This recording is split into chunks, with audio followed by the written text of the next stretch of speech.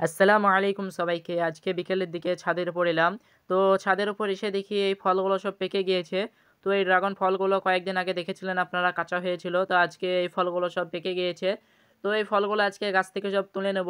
তো দেখলাম প্রায় অনেকগুলো ফল এবার পেকেছে। তো আজ বেশ কয়েকদিন আগে এই গাছ থেকে অনেকগুলো ড্রাগন ফল তুলেছিলাম। তো সেই ভিডিওটি আমি আপনাদেরকে দিয়ে দেবো, ভিডিওটি দেখে নেবেন। তো এই ফলগুলো তখন কাঁচা ছিল। তো আজ দেখতে পাচ্ছেন এই ফলগুলো সব পেকে গিয়েছে।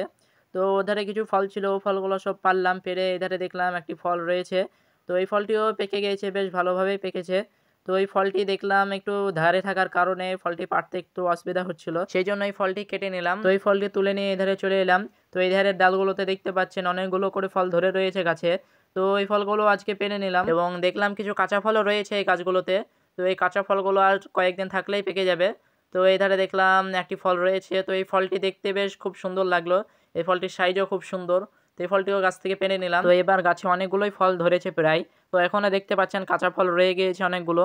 তো এখানে দেখলাম একটি ফল ঝুলে রয়েছে। তো এই ফলটিও পেড়ে নিলাম। তো এই ফলটির সাইজ দেখতে পাচ্ছেন খুব সুন্দর সাইজ।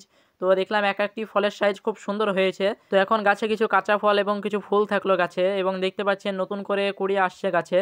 তো এই ফুলগুলো দেখতে পাচ্ছেন, এই ফুলগুলো ফুটে গিয়েছে। তো এই ফুলগুলো থেকেও কয়েকদিনের মধ্যে ড্রাগন ফল দেবে ইনশাল্লাহ। তো ফলগুলো সব পেড়ে নিলাম। তো আপনাদেরকে দেখাচ্ছি আজকে কতগুলি ফল পারলাম।